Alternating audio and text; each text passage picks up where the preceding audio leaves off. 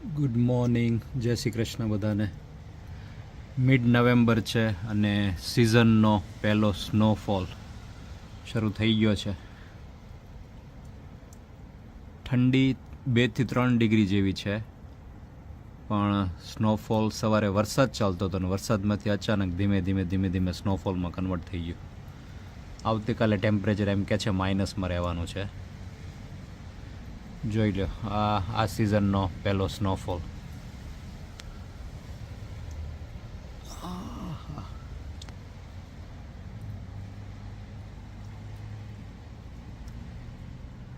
Snow settle નથી થતો કારણ કે ટેમ્પરેચર 3 ડિગ્રીના આસપાસ છે, એટલે નીચે પડી અને પાણી જ થઈ જાય છે. જો સેટલ થવા માંડે એની માટે ટેમ્પરેચર 0 થી માઇનસમાં હોય ને તો સેટલ થાય, પણ જો આમનામ ચાલુ રહેશે તો કદાચ ટેમ્પરેચર ઓછું થતું જશે અને પછી સ્નો સેટલ થવા માંડશે ધીમે ધીમે.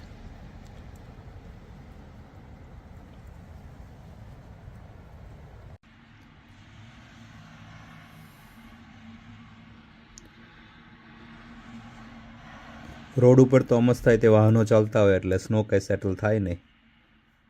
અને મેં કીધું એમ જેમ ટેમ્પરેચર તે અત્યારે હજી 3 ડિગ્રીની આસપાસ છે, એટલે સેટલ થવાની શક્યતા ઓછી છે. પણ આ વખતે બહુ કહેવાય કે નવેમ્બરથી સ્નોફોલ શરૂ થઈ ગયો છે, એટલે ઠંડી તો પડશે આ વખતે એવું લાગે છે.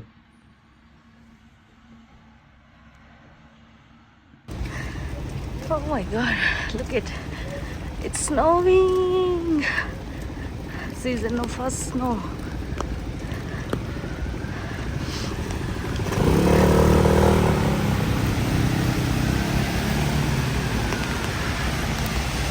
રેન આવે છે એટલે સેટલ તો નહીં થાય એવું લાગે છે.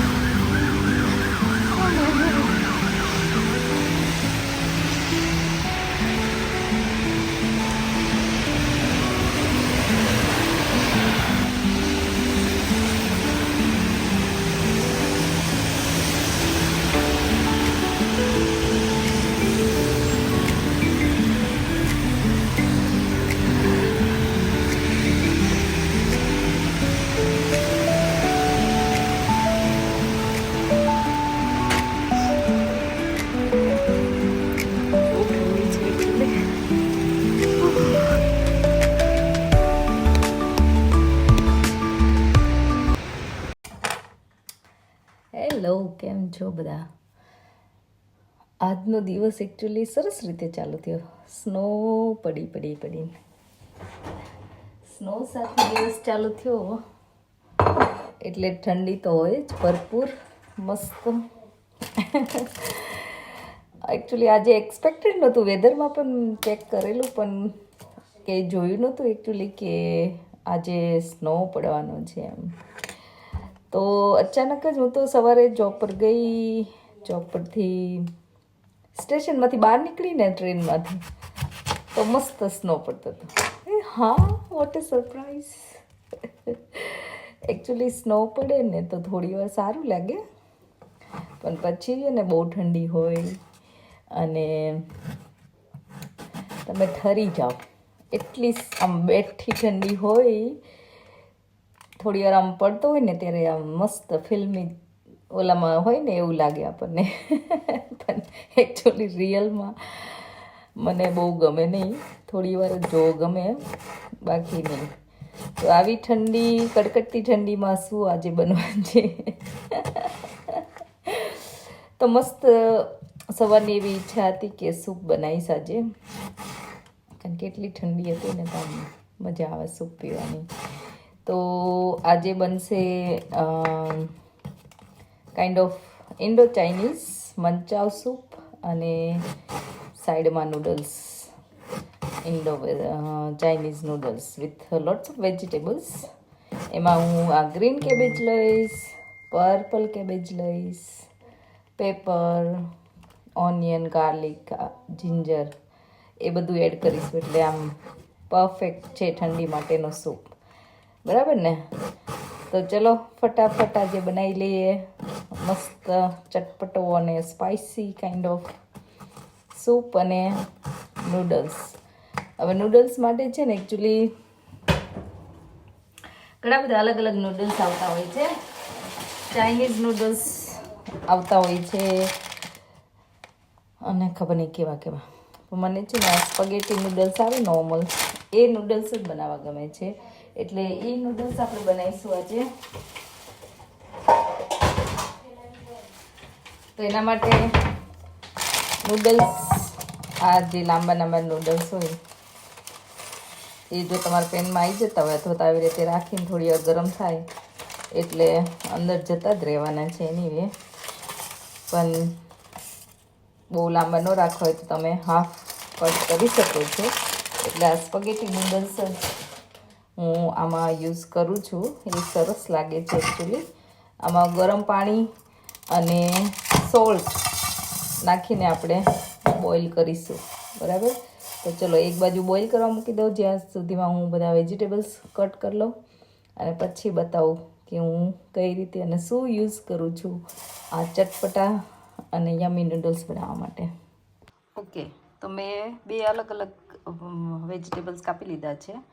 આ સૂપ માટે મેં ઝીણું ઝીણું એકદમ કાપ્યું છે. એમાં છે onion, green chilli, paper, cabbage, cauliflower અને સેમ વસ્તુ લાંબી લાંબી મેં કાપી લીધી છે નૂડલ્સ માટે. અને આમાં મેં પર્પલ કેબેજ પણ એડ કરી છે. તમારે ન કરવી હોય તો અવોઇડ કરી શકો છો, પણ પર્પલ કેબેજ ટેસ્ટમાં ને હેલ્ધી વાઇઝ અને ખાવામાં પણ સરસ લાગે છે એટલે મને એડ કરવી ગમતી હોય છે. તો હવે આપણે પેલા જ્યાં સુધી નૂડલ્સ થાય છે ત્યાં સુધીમાં આપણે સૂપ બનાવી લઈએ. તો સૌથી પહેલાં મેં આમાં ઓઇલ લઈ લીધું છે. થોડું એવું, બહુ ઓઇલ નાખવાની જરૂર નથી, ખાલી વેજીટેબલ સાતળવા માટે. અને એમાં આપણે આ બધા વેજીટેબલ જે કાપેલા છે એ એડ કરી દઈશું આમાં. પહેલાં ઓનિયન, મરચું બધું એકસાથે, કારણ કે આ બધા વેજીટેબલ જલ્દીથી ચડી જાય. પ્લસ આમાં તો આપણે ખાલી સોટે કરવાની છે, પછી આપણે વોટર નાખીશું એટલે એમાં ઓલરેડી બોઇલ થઈ જ જવાના છે. અને આ બધા કાચા વેજીટેબલ્સ હોય તો પણ ક્રન્ચી સરસ લાગતા હોય છે. આપણે એને થોડી વાર આવી રીતે હલાવીશું અને સોટે કરીશું. આમાં એક સિક્રેટ ઇન્ગ્રીડિયન્ટ્સ હું નાખું છું જેનાથી સૂપ, વેજીટેબલ્સ, વેજી નૂડલ્સ હોય અથવા તો શું કહેવાય ફ્રાઈડ રાઈસ હોય, ગમે તે હોય, એની સાથે એ નાખવાથી એનો ટેસ્ટ એટલો સરસ આવે છે કે આમ અલગ જ લેવલે હોય છે. હું તમને બતાવું કે છેલ્લે કે શું હું આમાં એડ કરું છું. હવે જો આ બધા સરસ વેજીટેબલ સોતે થઈ ગયા છે નાઇસલી. હવે આપણે આમાં પાણી, તમારે જેટલું સૂપ બનાવવાનું હોય એટલું પાણી એડ કરવાનું છે. તો મેં જો પાણી એડ કરી દીધું છે. હવે આપણે આવી જ રીતે એને ઉભરો આવે ત્યાં સુધી ઉકાળવાનું છે આવી રીતે. એટલે બધા વેજીટેબલની સરસ ફ્લેવર એમાં જતી રહે. અને મીનવાઇલ આપણે શું કરીશું, સ્લરી બનાવીશું સૂપને થોડો થીક બનાવવા માટે. તો આ મેં કોર્નફ્લાવર લીધેલો છે. તમે પ્લેન ફ્લાવર હોય તો એ લઈ શકો. કોર્નફ્લાવરમાં હું થોડું પાણી નાખીશ અને આ જ્યારે ઉકળી જાય સૂપ ત્યારે આપણે એડ કરવાનું છે. તો આમાં થોડું પાણી નાખીને આપણે સ્લરી બનાવીશું. તો આ રીતે આપણે સ્લરી બની ગઈ છે રેડી. જ્યારે ઉકળી જાય પછી આપણે એડ કરીશું. તમને હું બતાવું. તો હવે જો સૂપ ઉકળવા માંડ્યું છે. તો હવે આપણે આમાં બધી જે સ્પાઇસીસને એડ કરવાનું હોય કરીશું. તો સૌથી પહેલાં બ્લેક પેપર પાવડર થોડો એડ કરીશું, જેટલી તમને તીખાશ જોતી હોય એટલી એડ કરવાનો. સોલ્ટ એડ કરવાનું ટેસ્ટ પ્રમાણે.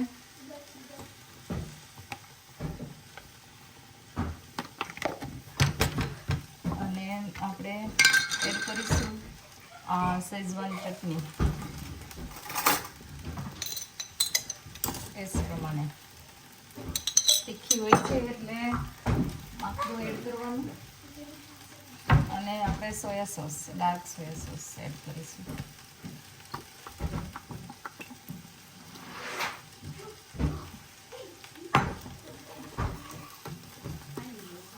સરસ એકદમ મિક્સ થઈ જાય.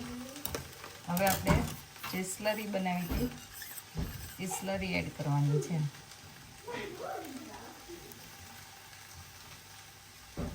અને પાછું આપણે થોડું ઉકળવા દેવાનું કે જ્યાં સુધી સૂપ એકદમ સરસ થીક થઈ જાય ત્યાં સુધી. થોડું થીક થશે, એકદમ થીક નહીં થાય કારણ કે આવું વધારે અમને ગમે છે. પણ થોડી વાર આપણે ઉકળવા દઈએ પછી હું બતાવું કે એકચ્યુઅલી કેટલું થીક થશે સૂપ. તો જોઈ લો, સૂપ પણ સરસ થીક થવા માંડ્યો છે. હજી થોડી વાર આપણે ઉકાળીશું અને પછી બંધ કરી દઈશું. પણ આ થઈ ગયું છે ઓલમોસ્ટ, સૂપ પણ રેડી. તો ઓકે, હવે નૂડલ્સ આપણે કરીશું. નૂડલ્સ સેમ પેનમાં આપણે બધા વેજીટેબલ્સ જે નૂડલ્સ માટે કટ કર્યા હતા એ બધા વેજીટેબલ્સ આપણે એડ કરી દઈશું આમાં.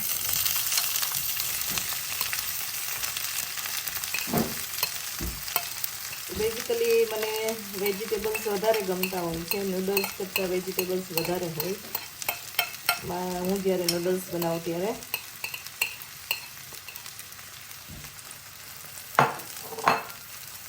આપણે આને સોતે કરવાના છે અગેન. અને આ વેજીટેબલ બધા ક્રન્ચી રાખવાના છે, બહુ આપણે એકદમ ચડી નથી દેવાના. હવે આ નૂડલ્સ જો અને વેજીટેબલ્સ બધા સરસ અધકચરા ચડી ગયા છે. હવે આપણે આમાં સોલ્ટ મેં એડ કર્યું ખાલી. હવે આપણે બ્લેક પેપર પાવડર એડ કરીશું. શેઝવાન ચટણી અગેન ટેસ્ટ પ્રમાણે.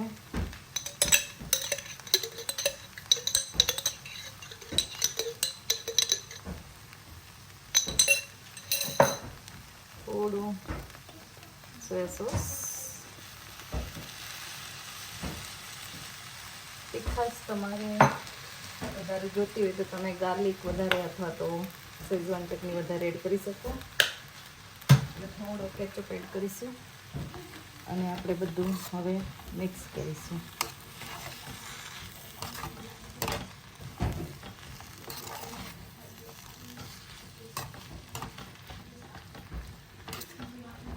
પર બધું સરસ મિક્સ થઈ જાય પછી આપણે નૂડલ્સ એડ કરી દઈશું.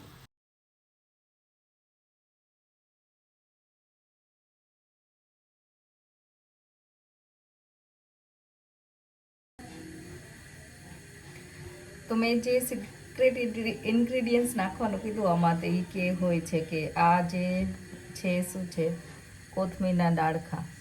યસ, જ્યારે હું કોથમીર લાવું ત્યારે આ ડાળખા અલગ કાપી ફ્રોઝન કરી દઉં અને આ ડાળખા હું રાખી મૂકું.